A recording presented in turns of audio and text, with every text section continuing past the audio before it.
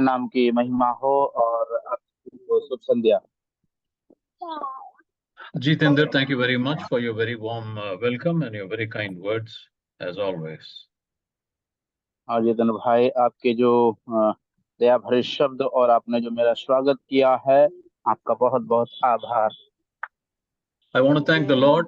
I want to thank Deepu. I want to thank the team of Bundlekan Gospel Outreach Work for having invited me and wanting me to take some studies regularly for all of you. और मैं धन्यवाद देना चाहता हूं परमेश्वर का और Bundelkhand team के हर एक संचालकों का, जिन्होंने मुझे जो है अनुमति दिया कि मैं परमेश्वर का वचन आप सभी को सिखा सकूं, और जो आप लोग सबको एक लगातार परमेश्वर का वचन सुनाने के लिए मुझे मौका दिया। In this series, a walk through the Psalms, we have considered a few Psalms so far. और अभी तक हमने ये भजनों के माध्यम से ये जो सैर है, इसके माध्यम से कुछ भजनों को अभी तक हम लोग सैर कर चुके हैं। We have commenced with Psalm 23. हमने आरंभिक में भजन 23 किया था। And then we went to Psalm 22. उसके बाद फिर भजन संहिता 22। And then we went to Psalm 55, I think. और उसके बाद फिर 55। And then we went to 91. Bhajan Samhita 91। And then the last one that we did is Psalm 118. और आखिरी जो हमने किया था वो भजन संहिता 118। Now, Psalm 118, we spent a lot of time, many weeks we spent on the introduction to Psalm 118 and the entire background life of David, the eighth son, right from even before he was conceived until the time he became the king. और हमने उस भजन संहिता 118 में सर्वाधिक समय उसमें बिताया। उसकी पृष्ठभूमि को सीखने में हमने सर्वाधिक समय बिताया, और साथ ही साथ उसके द्वारा हमने देखा दाऊद का जन्म से लेकर के उसकी परीक्षाएं, उसकी परेशानियां, और किन किन अनुभवों से होकर के वो गुजरता है, उसके पूरे जीवन चरित्र को हमने एक एक कड़ी कड़ी करके सीखा था। और पूरा इसको जीवन शैली को जन्म से लेकर के जब तक वो राजा बनता है, तब तक हमने उस भजन संहिता में उसका पूरा पृष्ठभूमि को सीख लिया था। Now, preparing the introduction or the background to each of these Psalms we have studied so far has been a real experience, a learning experience, and an encouraging experience for me personally. और व्यक्तिगत रूप में आप सबको ये भजन संहिता से सिखाने का ये जो मेरा अनुभव रहा, उसकी तैयारी करना वास्तविक रूप में मेरे लिए सीखने का और बहुत बड़े उत्साह का और आनंद का समय रहा, और आनंद और उत्साह का कारण बना। In order to give you a fruitful study, a beneficial study, where I am benefited and all of you are benefited, I spend a lot of time reading, listening, and based on that is what I present to all of you, what I have done so far. और अभी तक मैंने जो किया है, उसमें मैं परमेश्वर के वचन को पढ़ता हूँ, सुनता हूँ, और सुनने के बाद मैं फिर तैयार करके मैं आप तक उस वचन को पहुंचाता हूँ, और यही वो प्रक्रिया अभी तक मैंने अपनाई है। I use various sources to get all the pertinent information relevant to our study, and then I share it with all of you. और उसी के साथ साथ मैं उसके आवश्यकता के अनुसार कई स्रोतों को खोजबीन करता हूँ, और आवश्यक जानकारी को एकत्रित करके जो उससे संबंधित रखती है, जो सटीक जानकारी है, उसको एकत्रित करके फिर मैं उसको आपके साथ में साझा करता हूँ। The last few weeks we have done the introductory study to Psalm 34. और अब कुछ हफ्तों में हमने भजन संहिता 34 का पृष्ठभूमि के रूप में उसको देख रहे थे। And today we will dive into the study of the psalm as such, each of those 22 verses. और वो जो 22 आयत हैं उनको हम लोग एक एक करके आज से अध्ययन को जारी करेंगे और आज से उस अध्ययन में हम आगे बढ़ेंगे। There are two questions I want to ask you for my personal satisfaction before I proceed further in learning about right from verse 1. और भजन संहिता जो 34 का अध्ययन करने से पहले मैं मेरी संतुष्टि के लिए दो सवाल आप लोगों से करना चाहता हूं। All right, listen very carefully. Now, Psalm 34 has got 22 verses.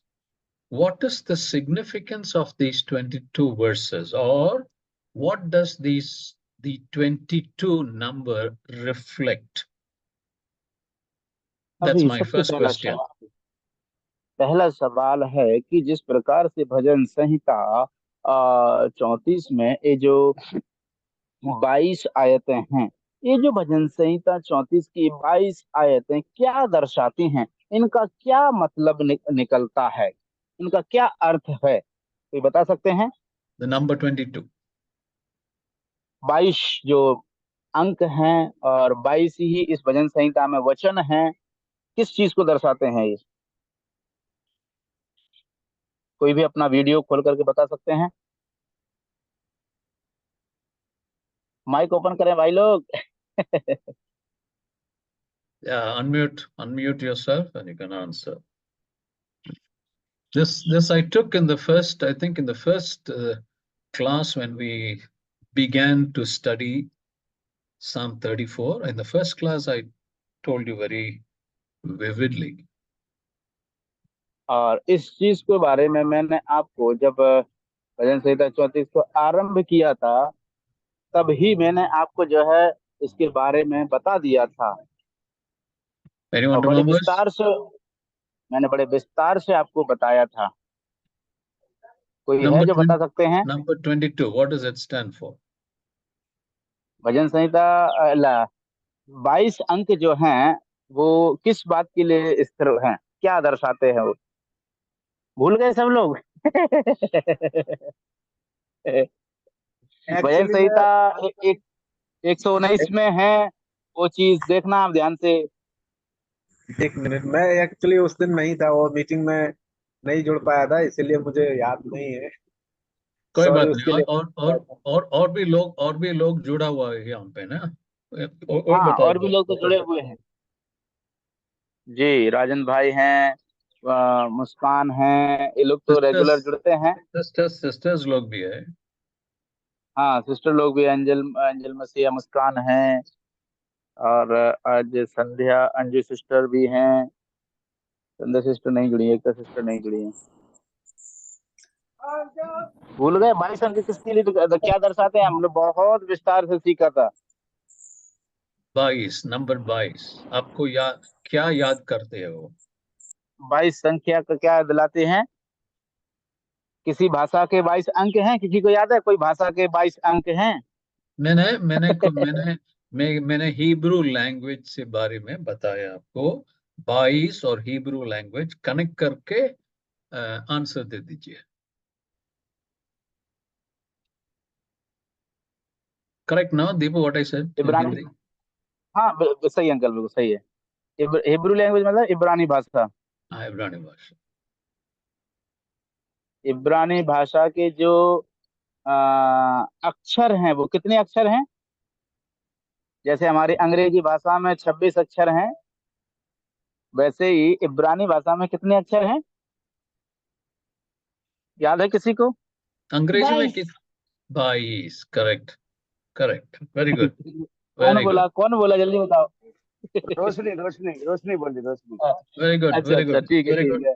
बहनें वेरी तो गुड सुनती हैं, रोशनी। भाई लोग ध्यान दीजिए। Very good Roshni, thank you very much. और भी दूसरा सवाल, in Psalm 119, there are how many parts in Psalm 119? अच्छा ठीक है, दूसरा सवाल ये है कि भजन संहिता 119 को कितने भागों में विभाजित किया गया है? इस विभाजन को भी अंकल ने जो है बड़े भांति भली भांति इसको बताया था विस्तार से। कितने भागों में विभाजित किया गया है भजन संहिता 119 को? कोई बता सकते हैं?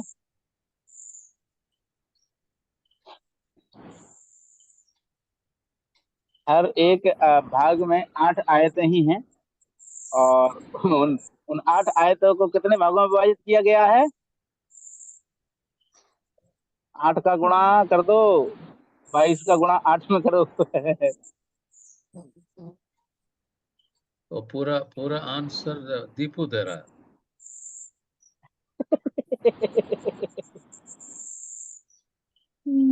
कोई बता सकते हैं? जल्दी बताइए। All right. Looks like y'all have forgotten. I'm not sure whether you people are taking notes, because these studies are important, and this will be useful for you at a later stage when you teach your children, you teach your Sunday school, teach in the youth and the assembly. It'll be very useful for all of you. So you should have taken notes by now and use it for the benefit of everyone. So in Psalm 119, there are 22 parts. The 22 parts, they reflect the 22 alphabets in Hebrew. देखिए, ये बड़ी दुख की बात है कि ऐसा समझता हूं मैं कि आप लोग जो है अनजाने में या जानबूझ करके आप नोट्स नहीं बना रहे हैं, उसको नहीं लिख रहे हैं, और इसीलिए ये चीज आपको समझ में नहीं आ पा रही। क्योंकि आपको मैं एक सच्चाई बताना चाहता हूँ कि यदि आप लोग नोट्स बनाएंगे ना, ये जो अभी हम लोग सीख रहे हैं, इससे आपको ये फायदा होगा कि आने वाले समय में, भविष्य में, देखो आपको अभी तो भूल गए, आप अपने बच्चों को क्या सिखा पाओगे? यदि संडे स्कूल में आपको कुछ सिखाना है, क्या सिखाओगे? तो इसीलिए आप अपने व्यक्तिगत जीवन के लिए भी, दूसरों के लिए भी, अपने बच्चों को भी आप जब वचन को सिखाना चाहेंगे, तब आप अच्छे से सिखा पाओगे, यदि आप उनका नोट्स बनाओगे तो। इसीलिए मैं आपसे अनुरोध है मेरा, आप अपनी एक ऐसी आदत बनाइए कि उसका नोट्स आप बनाएं, और जो वचन हम लोग सीखते हैं उसको फिर आप आने वाले दिनों में उसको इस्तेमाल करें, और प्रभु के नाम की महिमा हो। जिस प्रकार से हम लोग देखा था, भजन संहिता 119 को 22 भागों में विभाजित किया गया है, जो इब्रानी भाषा के 22 अक्षर हैं, जिनमें हर एक भाग में 8 वचन हैं। और जब हम 8 का गुणा 22 से करते हैं तो कितना होता है पता है? 176। और भजन संहिता 119 में कितनी आयतें हैं? कोई बता सकता है? भजन संहिता 119 में कितनी आयतें हैं टोटल? कितने वचन हैं? 176। 176, वेरी गुड। तो इसीलिए इसको याद रखना है। और वही भजन संहिता 34 में भी कितने वचन हैं? 22। ठीक है। All right, very और good. Very good, very good. All right. Okay, now we will start by reading the first 3 verses. We will go verse by verse, and I will explain to you what I have understood and what I have learned from this particular psalm. I will share with you. Let's read the first 3 verses. Psalm 34. आइए हम लोग बड़े उत्सुकता के साथ में आज के इस अध्ययन को जारी रखेंगे, और पहली 3 आयतें हैं उनको हम लोग पढ़ लेते हैं, और उसके बाद फिर हम लोग एक एक वचन को विस्तार से देखेंगे। भजन संहिता 34 की पहली 3 आयतें हम लोग पढ़ लेते हैं।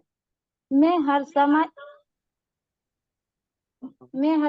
यहोवा का धन करूंगा, उसकी स्तुति निरंतर मेरे मुख से होती रहेगी। मैं यहोवा पर घमंड करूंगा, निम्र लोग यह सुनकर आनंदित होंगे। मेरे साथ यहोवा की बड़ाई करो। Wonderful. Thank you very much. उसके नाम स्तुति करें। All right, wonderful. Thank you very much. Thank you very much. Now, in each of these 3 verses, there is one important word that we must understand. और इन तीनों आयतों में एक ऐसा वाक्यांश है जो विशेष शब्द है, जिसको हम सबको समझने की आवश्यकता है। In the first verse, bless, B-L-E-S-S, bless. और पहली आयत में ही जो शब्द इस्तेमाल किया गया है धन्य, जो धन्य शब्द है. All right, okay, I will explain this in detail. In verse 2, the most important word is boast, B-O-A-S-T, boast. और दूसरी आयत में जो शब्द इस्तेमाल किया गया है वो है घमंड करना, यहोवा में घमंड करना. All right, now in verse 3, the important word is magnify, M-A-G-N-I-F-Y, magnify. और वचन 3 में जब हम आते हैं तो वो है उसकी बड़ाई करना. All right, now coming to verse 1, I said the most important word is praise. Through that word, we can understand the whole verse. और इस शब्द में जिस प्रकार से पहली आयत में हम लोगों ने देखा है, और उस पहली आयत से ही हम पूरे वचन को समझ सकते हैं, और वो शब्द है धन्य.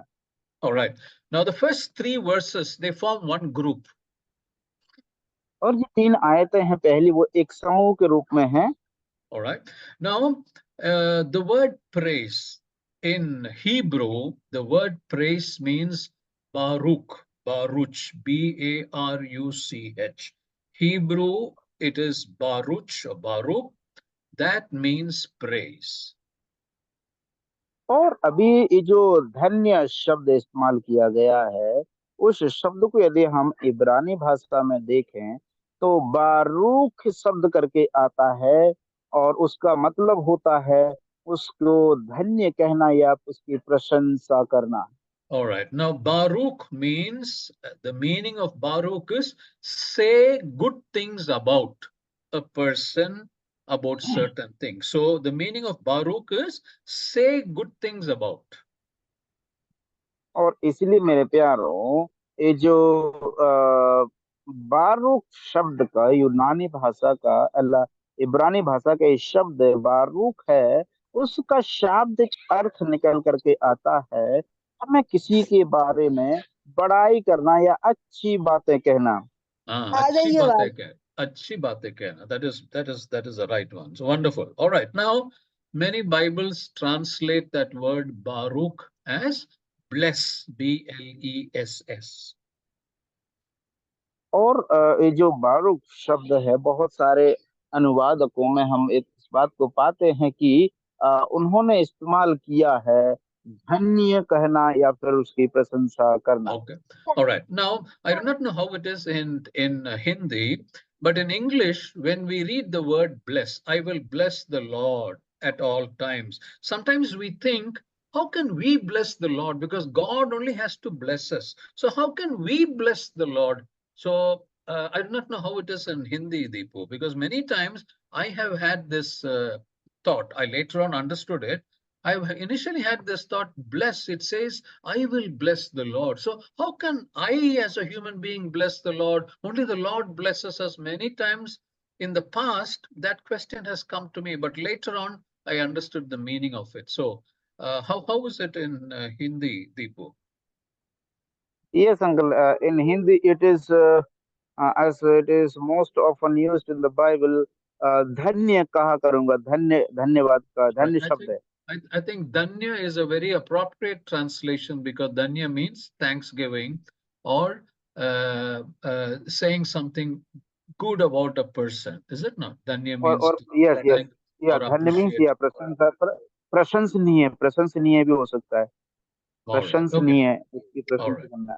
All right. Okay. So in many of the King James Version in the English Bible, it says bless.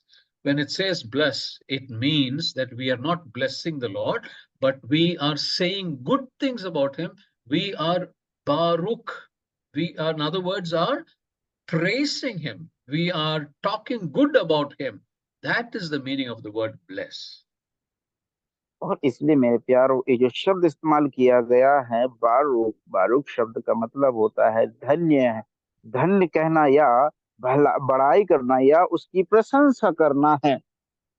You see, we have just finished the We just finished the election. The results also have come out.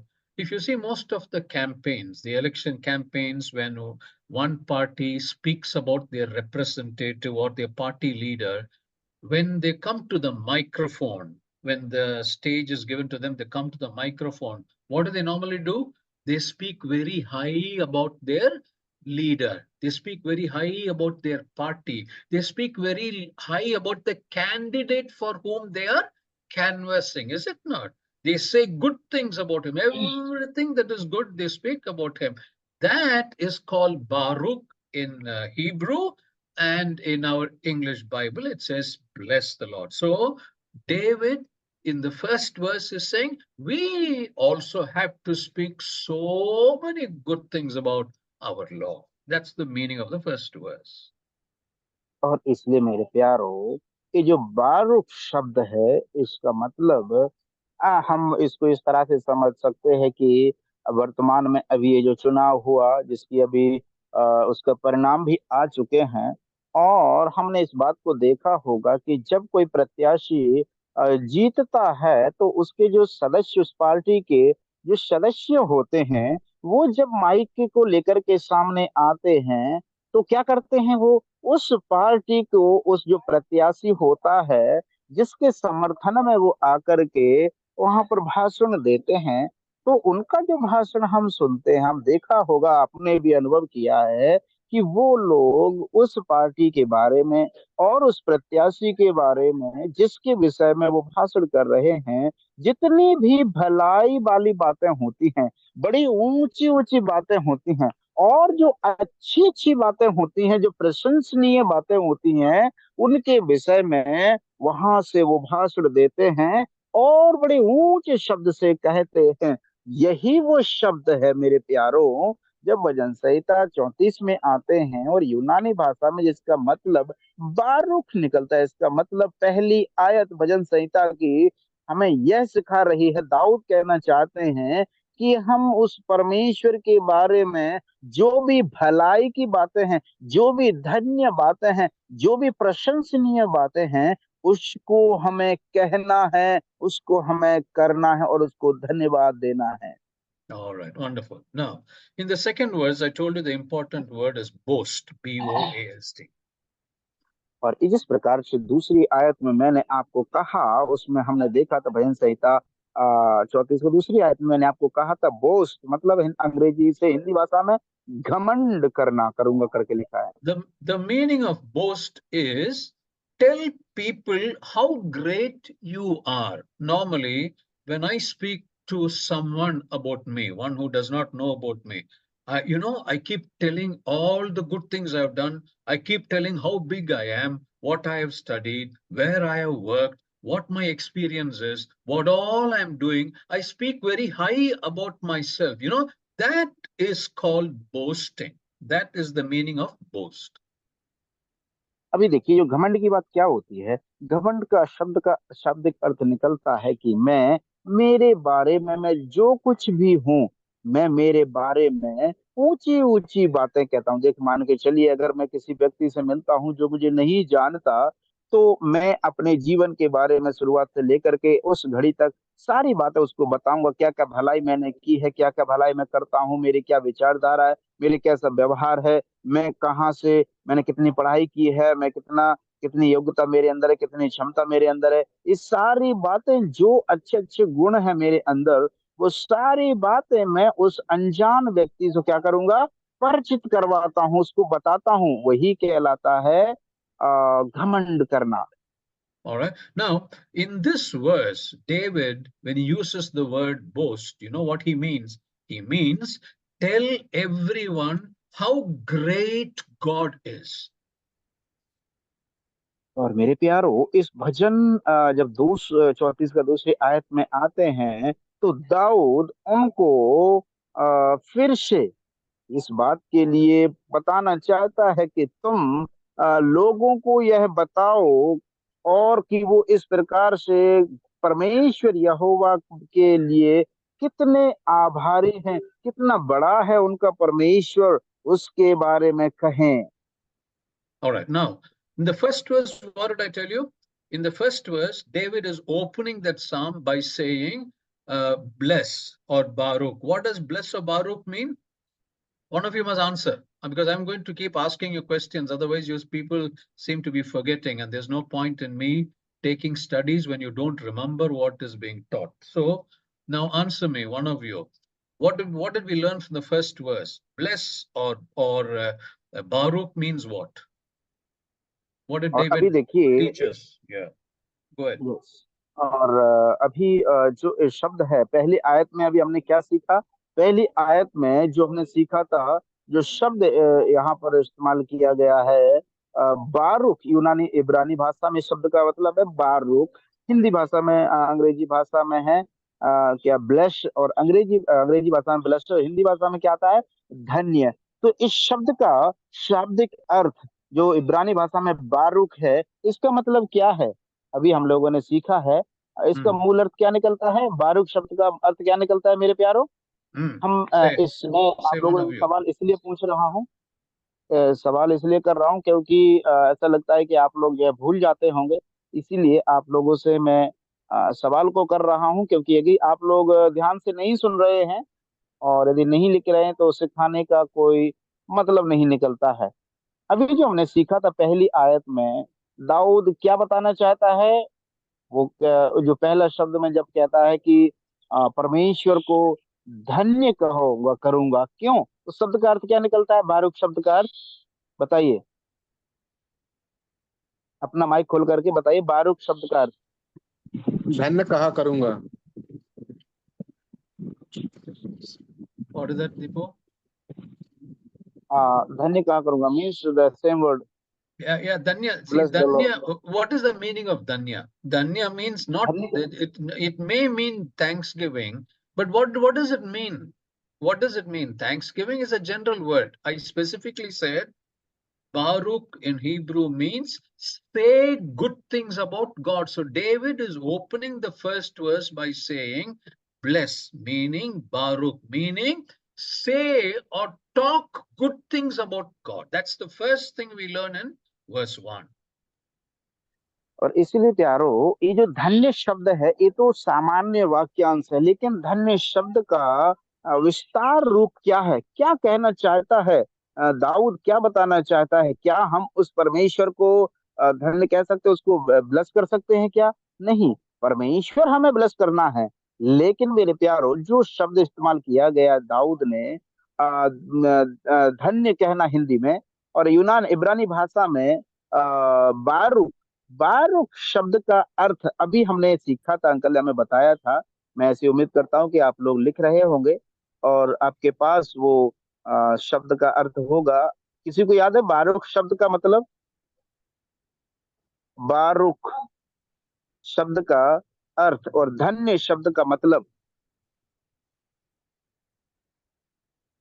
Rajendra भाई, आरती बहन, मुस्कान, angel, Bhavani भाई। What is happening? Is no one understanding what I'm trying to explain? You have to tell me. If you don't understand, tell me. Then only I can correct myself, because I'm not a Bible teacher. अगर आप लोग समझ नहीं रहे हैं तो क्या हो रहा है? कोई जवाब नहीं दे रहा है। यदि आप लोग नहीं समझ रहे हैं तो मुझे बोलिए, मैं आपको उसमें अपने आप को सुधारूंगा और उसको आपको समझाने की कोशिश करूंगा। और अगर आपको समझ नहीं रहे हैं या सुन नहीं रहे हैं तो अध्ययन का मतलब, क्लास का कोई मतलब नहीं निकलता। बता सकते हैं अभी बारूक शब्द का मतलब? अभी जस्ट अंकल ने बताया था। So I'll repeat it once again. क्या करना? प्रशंसा करना। What is that, Deepo? Translate. हाँ uncle, yeah, say good things. Say good things. Okay. So the meaning of the first verse is bless. Bless means Baruch. Baruch in Hebrew means say good things about. You know, what do we do in the worship meeting? When we come to the worship meeting, what do? You sing hymns, and those hymns are about all the good things which the Lord Jesus Christ has done. God so loved the world that he gave his only begotten son. We use that, is it not? We sing about that.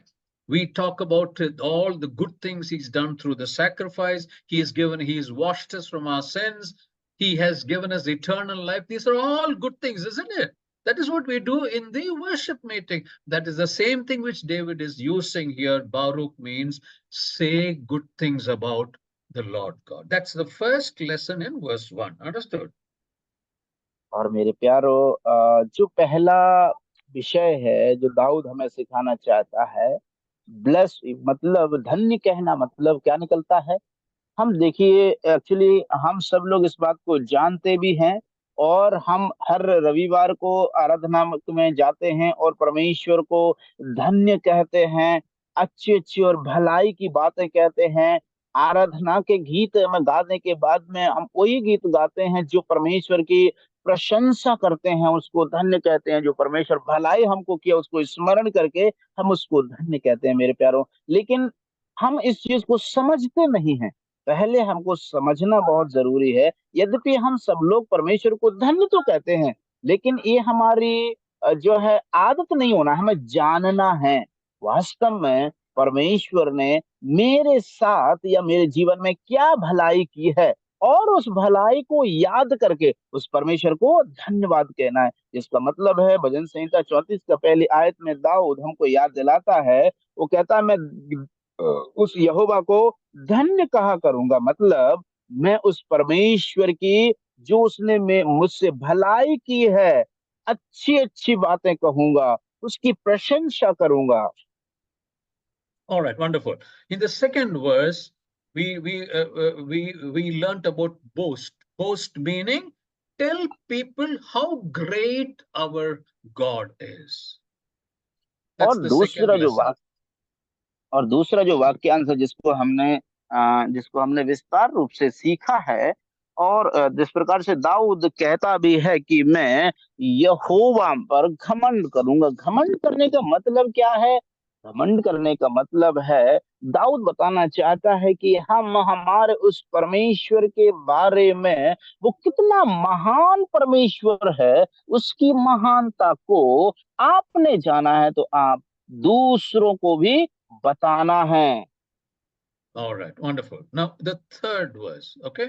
Now the third verse, the important verse I told you, a word that I told you is magnify. Magnify means, you know what magnify means? Is to make bigger. We all know, we have studied in schools, or we have a magnifying glass. Magnifying glass means the smaller objects will be made big when you use a magnifying glass. So magnify in this verse, David is saying, make bigger. That's the meaning. और जो तीसरी आयत में मैंने आपको कहा था, ये जो शब्द इस्तेमाल किया गया है कि उस परमेश्वर के नाम को ऊंचा उठाना है।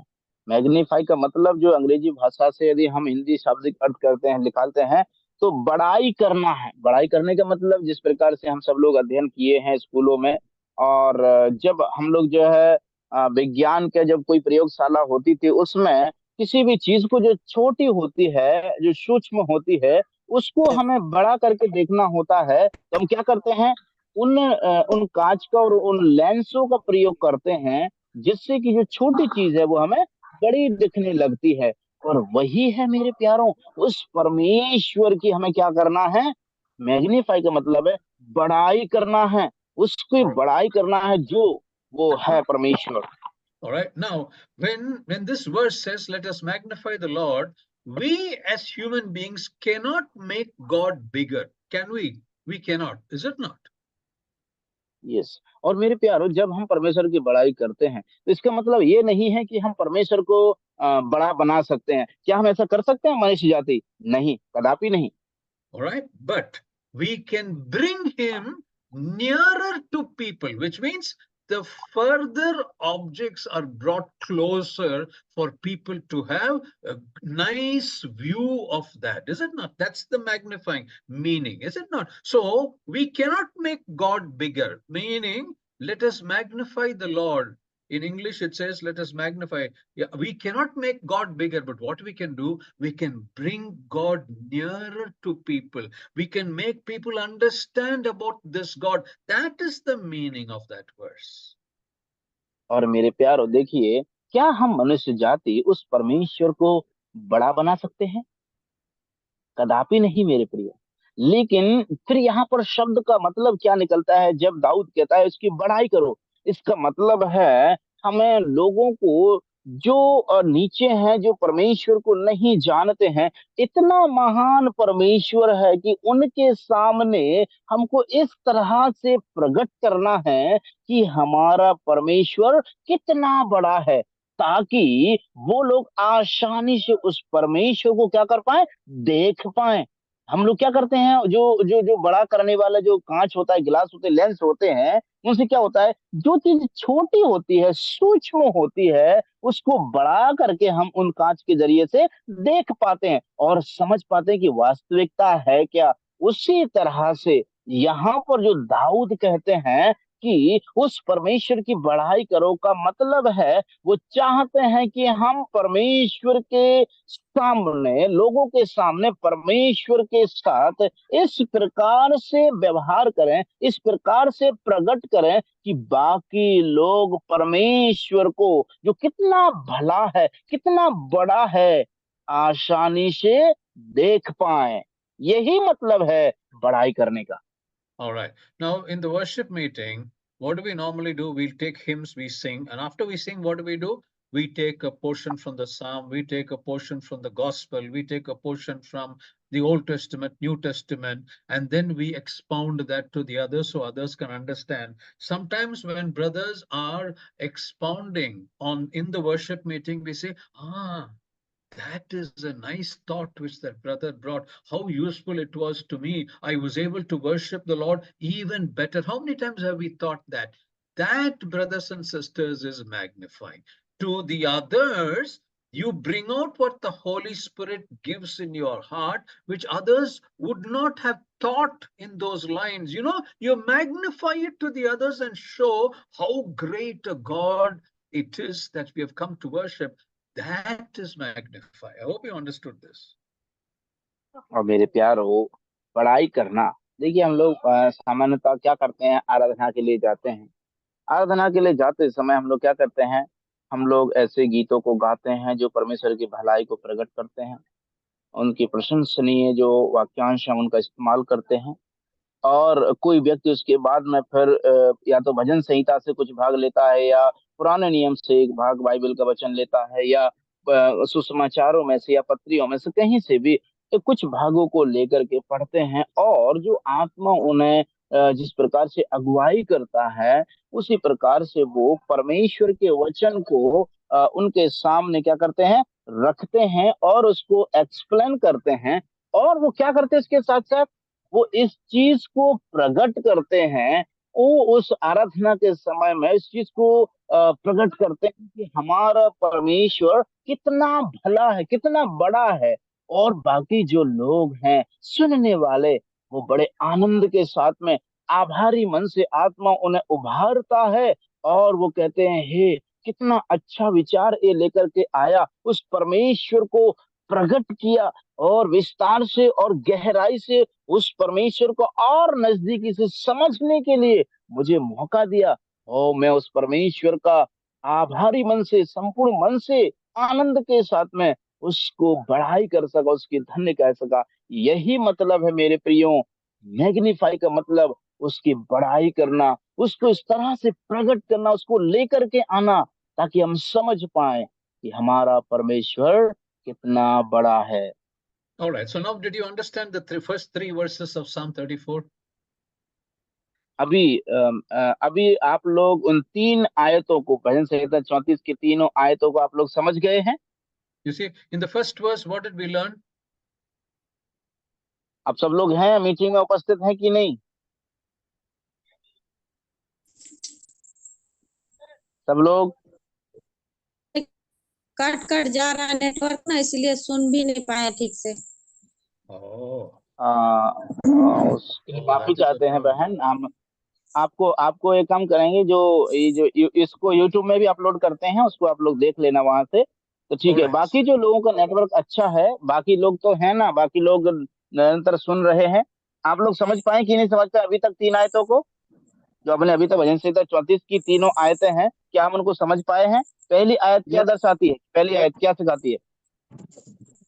The first lesson, first verse. What did we learn? स्तुति करना सिखाते हैं। पहला लेसन में इम्पोर्टेंट है धन्य कहना। धन्य धन्य कहना वो तो ठीक है, धन्य कहने का धन्य मतलब क्या है? धन्य का मतलब मतलब प्रशंसा, बड़ाई करना, हाँ। प्रशंसा करना। Correct. So the first lesson is say good things about the Lord. That's the first lesson. पहली आयत है, पहला सीख हमने सीखा है कि परमेश्वर के बारे में अच्छी अच्छी बातें बोलना, अच्छाई को प्रकट करना। All right. The second lesson we learn in verse 2 about boast. What did we learn? अभी जो दूसरा यस, घमंड करना। घमंड करने का मतलब क्या है? घमंड का मतलब क्या है? अहंकार करना, अपने आप को बड़ा बोलना, अहंकार दिखाना। Correct. Tell people how great the Lord is. That's the right answer. और दूसरा जो हमने घमंड करने के विषय में सीखा है वो है दूसरे लोगों को बताना कि हमारा परमेश्वर कितना बड़ा है। All right, wonderful. In the third verse, what is the third lesson we learned? अभी तीसरा विषय हमने सीखा, पांच क्या सीखा? Magnify. है? उसकी बड़ाई करना। बड़ाई करना। Wonderful. All right, which means you magnify, which means you speak, you speak very high, or you talk about the great things which God has done. You know, that is magnify. Wonderful. और magnify का मतलब है कि आप उस परमेश्वर के विषय में जो उसने हमारे जीवन में बड़े बड़े कार्य किए हैं उनको स्मरण करके और उसके बारे में बड़ी बड़ी और ऊंची ऊंची बातें कहना, यही मतलब होता है बड़ाई करना। All right, now one way we can magnify the Lord, you know how we can magnify the Lord? One way, one is I told you we can talk big about God, all the great things which He has done. That is one thing. Another way how we can all magnify the Lord is by obeying Him, by obeying what the Lord has told us in the Scripture. और एक बात जो मैंने आपसे कहा है कि उस परमेश्वर की बड़ाई करना मतलब ऊंची ऊंची बातें बोलना, जो भलाई जो बड़ी बड़ी बातें परमेश्वर ने हमारे जीवन में की हैं उनको प्रकट करना, उनको दूसरे लोगों को बताना है। लेकिन दूसरी तरह से हम परमेश्वर की बड़ाई कैसे कर सकते हैं? वो दूसरा तरीका यह है कि जो परमेश्वर के वचन में लिखा हुआ है उसके आज्ञाकारी होकर के हम उस परमेश्वर को महिमा कर सकते हैं, उसकी बड़ाई कर सकते हैं। Wonderful. All right. Now, those of us at home, we have pets. You know, most of us have the dogs as a pet at home. You know, so what is the special feature of a dog? अभी देखिए मेरे प्यारों, जब हमारे घर में जो पालतू कुत्ते होते हैं जिनको हम लोग अपने घरों में अक्सर रखते हैं, इनका मतलब क्या है? हम क्यों इनको अपने घरों में रखते हैं, क्यों उनको पालते हैं? जो पालतू कुत्तों को हमारे जीव घरों में, कोई बता सकते हैं? पहरेदारी के लिए। One is for safety. All right. All right. Excellent. पहरेदारी. I think that's a good answer. Now, another thing is, what do we admire the most in a dog? What do we admire the most in a dog? ये बात सही है, लेकिन और भी हम वास्तविक रूप से उस कुत्ते में ऐसी हमें कौन सी मन भावनी बात लगती है? There's one thing we admire a lot about the dog, is it not? What is that? और एक बात जो कुत्ते के अंदर जो हमें ज्यादा पसंद आती है और जिसको हम ज्यादा पसंद करते हैं, वो क्या है? आप जानते हैं? कोई बता सकते हैं? सचेत करना। ईमानदार, ठीक है। What is it? वफादार हो सकता। Translate that for me, Deepu. ईमानदार मीन्स वफादार। Exactly. What is wafadar? Wafadar means sincerity. Sincerely. I think she's got it. The answer which I wanted is obedience. When we talk about a dog is obedient to its master, is it not? और मेरे प्यारों, हम लोग क्या करते हैं हर समय में? वो कुत्ते का हमें सबसे ज्यादा पसंदीदा आदत क्या लगता है? खूबी यही है कि वो कुत्ता क्या करता है, उसके मालिक का वफादारी के साथ में क्या करता है, आज्ञाकारी होता है। Wonderful. I want to give you a small illustration in this reason. That is why I use the example of a dog in obedience to the master. और इसलिए मैंने ये उदाहरण इसलिए इस्तेमाल किया है क्योंकि मैं इसके ऊपर आपको एक उदाहरण देना चाहता हूँ। There was an American poet and an educationist, okay, which means he develops education in schools. His profession is he teaches and then he administers education. There was an American person by the name Archibald Rutledge. That's his name. And he is a Nobel Prize winner also. Now, he once wrote about a small incident that happened. और अभी एक व्यक्ति जो शिक्षा को और ज्यादा बढ़ाता है और उसमें जो बहन अहम भूमिका निभाता, एक ऐसा व्यक्ति था जिसका नाम Archibald Rutledge his name. और उसका नाम है आर्किबोल्ड रटलेज। उसने अपने जीवन में एक चीज को अनुभव किया है और उसने वो जो है नोबेल पुरस्कार जीतने वालों में भी उसकी गिनती आती थी। All right. Now he wrote that one day he met a person who shared with him the sad story of how his dog was killed in a forest fire. और उसने इस प्रकार से लिखा कि कैसे आखिर उसके जो forest One fire, person, he met a person who told him that the experience of how his dog was killed in a forest fire. एक व्यक्ति उसको इस प्रकार से मिला और उसको बताया कि कैसे उसका एक कुत्ता जो है जंगल में जो आग लगने के कारण मर गया था। All right. Now, this man who told the story to Archibald was heartbroken. He was in deep sorrow because the man explained to Archibald Rutledge how it happened. और इस बात को देखते हैं कि वो व्यक्ति इतना ज्यादा उसका मन और हृदय टूट गया था क्योंकि उस व्यक्ति ने इस तरह से उसको सारी बातें एक्सप्लेन करके बताई। You see, this man who owned the dog always used to go out, and generally he goes to the forest for collecting firewood for trees. So his work was generally outside in the forest or in the wilderness. और सामान्यतः इस व्यक्ति का जो कार्य था वो जंगल में जाना होता था और अधिकतर समय में वो जंगल में जाने का उद्देश्य यही था कि वो जा करके वहां से लकड़ियां इकट्ठा करके लाता था जिन पर वो जो है जलाऊ जो लकड़ी होती थी उसको इकट्ठा करने जाया And करता था। every time he went out, he used to take his dog with him. और जब जब वो वहां जाया करता था हर बार वो अपने कुत्ते को लेकर जाया करता था।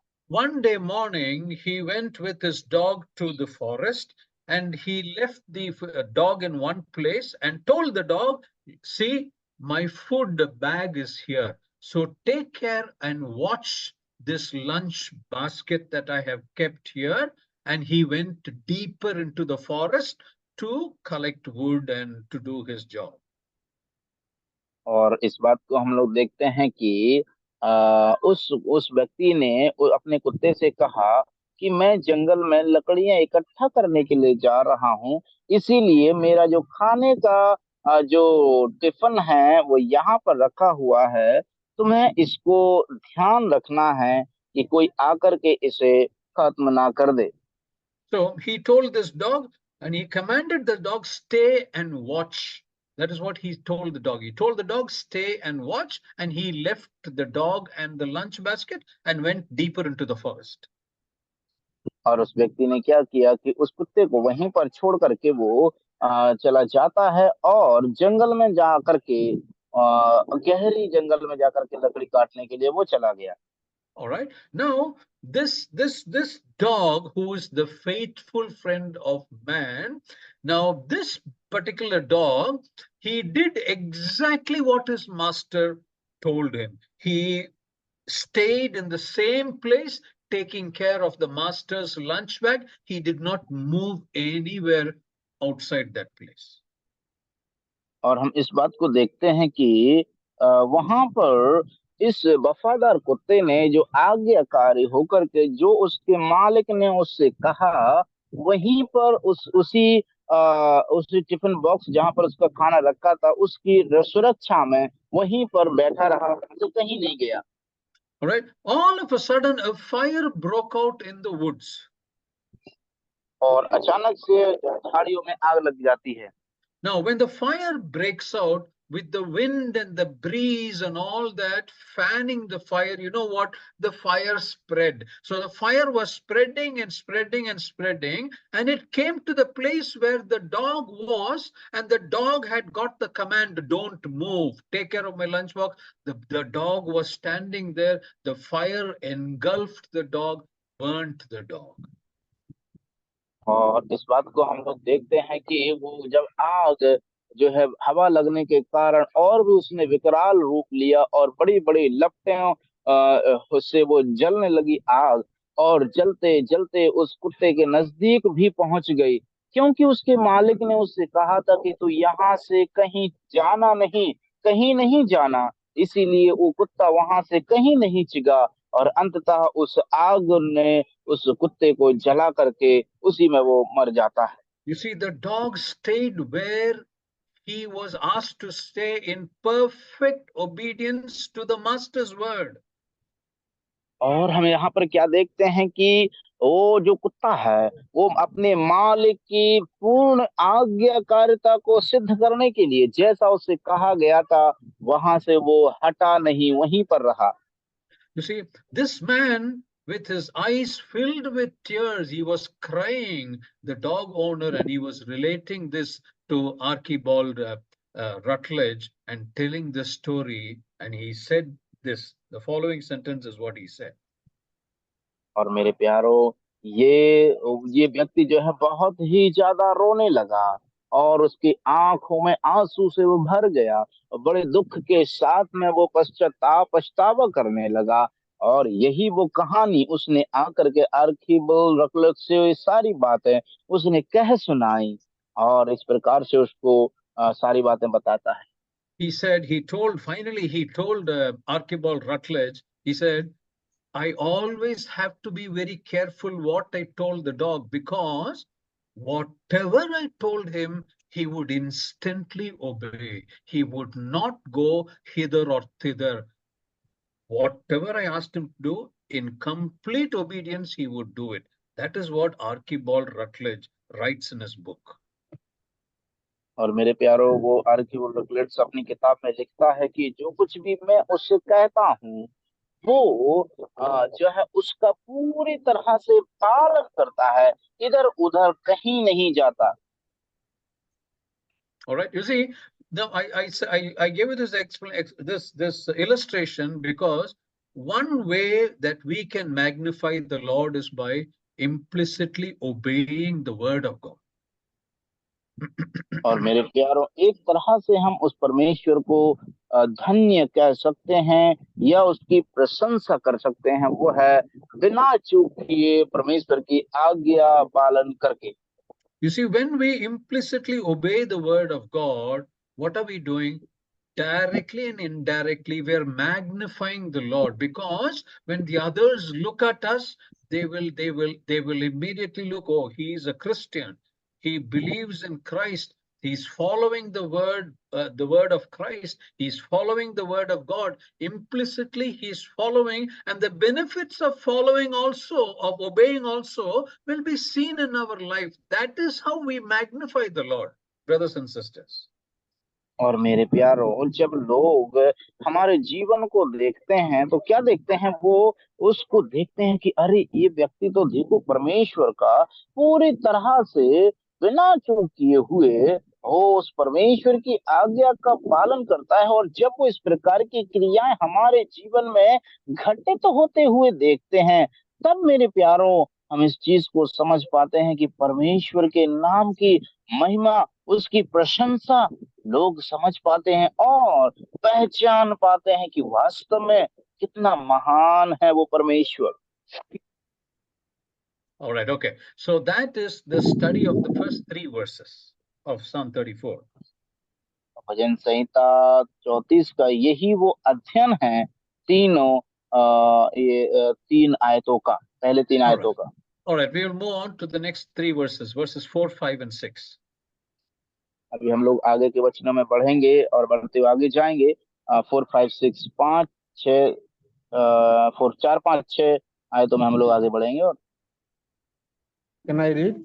Yeah, please go ahead, brother. हाँ, मैं यहोवा के पास गया, तब उसने मेरी सुन ली और मुझे पूरी रीति से निर्भय किया। जिन्होंने उसकी ओर दृष्टि की है, उन्होंने ज्योति पाई है और उनका मुंह कभी काला ना होने पाया। इस दीन जन ने पुकारा, तब यहोवा ने सुन लिया और उसको उसके सब कष्टों से छुड़ा लिया। All right, thank you, brother. You see, these 3 verses can be put into another group. और ये तीनों आयतें जो हैं एक दूसरे समूह में भी इसको रखा जा सकता है। In the first 3 verses, we see the certain, what should I say? In the first 3 verses, it belongs to one group, and we see the certain things we need to do about God in all the 3 verses, is it not? और मेरे प्यारों, हम एक चीज को जो देखते हैं, इन तीनों आयतों में कुछ ऐसे कार्य हैं जो First 3 करने verses. होते हैं। First 3 verses. First 3 verses. Yes, I talk about the first 3 verses. Okay. पहली जो 3 आयतें हैं उनको, उनमें कुछ ऐसे कार्य हैं जो पूरे हो।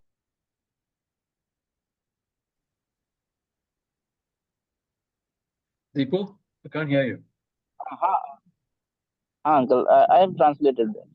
All right. Okay. Now, in the second 3 verses, verses 4, 5, and 6, you see in the last portion of verse 4, it says, I sought the Lord, he heard me and delivered me from all my fears. These 3 verses related to a situation in the life of David, that David was afraid. और मेरे प्यारों, हम लोग क्या देखते हैं, जो पहले 3 आयतें हैं उनमें दाऊद से संबंधित है और वो इस बात को प्रकट करता है कि दाऊद जो है बड़ा ही भय के साये में था। You see, that we find in verse 4, the last portion. No, there's the word fear that comes in that verse, is it not? और यही वो मेरे प्यारों वो आरंभिक शब्द में जो चौथे आयत है भजन संहिता 34 की, जिसमें हम लोग उस भय, निर्भय शब्द का इस्तेमाल किया गया है। इसका मतलब दाऊद भय के साये में था। So all these 3 verses are connected with the fear of David, 4, 5, and 6. और इसलिए मेरे प्यारों 4, 5, 6 जो आयतें हैं, ये सारे दाऊद के जीवन के से जो भय खाता था, डरता था, उससे संबंधित है। Okay, all of us now have heard about a person, would have heard about a person called Louis Pasteur. Louis Pasteur was the one who invented pasteurization, which means the milk that we get from the milk factory, they are called the pasteurized milk, meaning the bacteria, the microbes are removed from that milk, and then it can be stored and kept for a long period of time. That process was invented by Louis Pasteur. और ये जो एक Lewis pastor था, उसका एक काम ये होता था कि वो व्यक्ति क्या करता था कि जो चारागाह हुआ करता था, चारागाह में जहां पर जो दूध जो है मिलता था, उसमें से ये जो उसके दूध के अंदर जो बैक्टीरिया होते हैं उनको रिमूव करते थे, उनको हटाते थे। That's right. Not only that, Louis Pasteur also was the inventor of vaccinations. Now, for all our children and for all of us also, right from the time we are born, we take a lot of vaccinations, is it not? So, Louis Pasteur was the inventor of vaccination, particularly penicillin. You know, penicillin injection, all of you must have heard. He was the inventor of that too. और केवल इतना ही नहीं, वरन ये जो Lewis pastor था, वो जो हमको टीके लगते हैं उनका भी वो उनको भी खोज करने वाला व्यक्ति बना, जिस पर खास तौर से ये जो विच अंकल विच vaccine No, one is all kinds of vaccination. The other is penicillin. You must have heard about a penicillin injection, no? I do not know if और जो currently you know about that. In our age and all, penicillin injection is an injection very common. Everyone used to be given that penicillin injection, a kind of an antibiotic injection. और ये जो एक प्रकार का antibiotic injection हुआ करता था penicillin, और वो इंजेक्शन जो है उसको खोज करने वाला उद्भिद करने वाला लुईस पास्चर था, और उसी ने सब प्रकार के जो इंजेक्शन हैं या टीके हैं, वैक्सीन हैं, वही उनका जो है खोज करता बना है Lewis pasture. And you know what? About this Louis Pasteur, it is written that he is a man who was very afraid of dirt and infection. You know, he used to be so scared of dirt and infection, he refused to shake hands with anyone. और मेरे प्यारो, उस Lewis pastor के बारे में ऐसा कहा गया है कि वो व्यक्ति बहुत ही ज्यादा जो है गंदगी से धूल मिट्टी से बहुत ही ज्यादा भय खाता था, डरता था। इसीलिए उसके डर के मारे वो किसी भी व्यक्ति के साथ में हाथ तक नहीं मिलाता था। All right. Now, it is also written about one of the former presidents of the US called Harrison. He and his wife are also so afraid of the newly invented electricity during that time. In those days, these are many years back. तो बहुत साल पहले की बात है, वहां पर कुछ एक पति पत्नी भी थे जो उसी समय पर former president of the US. Former president of the US, there used to be one Harrison. He and his wife were so afraid of the new electricity system installed in the White House. और जो वहां का जो राष्ट्रपति था, वो जो बहुत साल पहले की बात है, पूर्व का जो राष्ट्रपति बना हुआ था, वो व्हाइट हाउस में जब जो लाइट को लगाया गया था, उस लाइट से बहुत ज्यादा भय खाने वाला व्यक्ति था। All right. Now, they in the newly invented electric system, when you put a switch, the light burns. When you switch on, the fan revolves. This was installed in the White House. White House is where the president of the US stays. Now, these people, the president and his wife, were so afraid of this, they never even used to switch on or switch off the switches. और वो लोग इस प्रकार से जो white house America का, वहां पर ये जो इलेक्ट्रिसिटी का जो लाइट वगैरह उसमें डाली गई थी, जब आप स्विच को ऑन कर दोगे तो लाइट जलने लगेगी और पंखे चलने लगेंगे, इस प्रकार से। लेकिन ये जो वहां का जो प्रेसिडेंट था, वो इतना ज्यादा भय खाता था, यद्यपि इतना ज्यादा डरते थे कि वो कभी भी उस वहां के जो स्विच होते थे उनको ना तो ऑन करते थे और ना ही ऑफ करते थे, इतना ज्यादा डर लगता था उन्हें लाइट से। You see, so always the servants used to switch on and switch off the lights and fans or whatever it is in their house. और इसलिए मेरे प्यारो, हम इस बात को देखते हैं कि वहां पर जो नौकर उनके हुआ करते थे, वही आकर के लाइट को ऑन करते थे, ऑफ करते थे, उनका काम था। The time, sometimes in the night when the servants are not there, the servants don't come. You know what? They will keep the lights on and they will go to bed and sleep because they would be so afraid to go and switch off the light. The lights will be on through the night and the president and his wife would be sleeping. That is what is recorded. और इस प्रकार से लिखा गया है, record में भी पाया जाता है कि अगर मान के चलो किसी दिन जो है वहां के जो नौकर यदि नहीं आते किसी कारण बस, तो उस दिन पूरा रात लाइट और पंखे जो भी चल रहे हैं वो सिर्फ चलते ही रहेंगे, क्योंकि ये जो वहां का प्रेसिडेंट था वो इतना ज्यादा डरते थे, यद्यपि उसको बंद करने में भी उन्हें डर लगता था, इसीलिए बिना बंद करे ही वो बिस्तर में चले जाते थे और सो जाते थे, और सारी रात लाइट जलती रहती थी।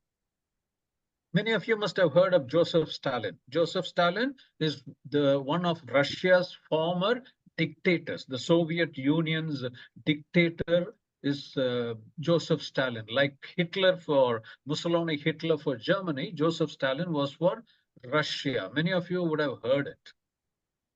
जोसेफ स्टालिन के बारे में मैं ऐसा उम्मीद करता हूं कि आप लोगों ने सुना होगा। जिस प्रकार से हिटलर जो है वो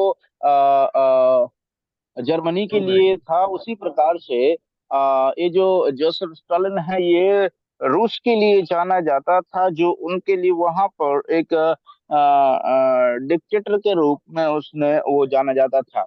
So you see, like Mussolini, Hitler and Stalin were dictators. Everyone were afraid of them. But you know the character of Joseph Stalin? Stalin, in his own house, he was so afraid of anything happening to him. He had 8 bedrooms, and each night he used to sleep in different bedrooms so that others do not know which bedroom he's sleeping. That is how much he was afraid of life.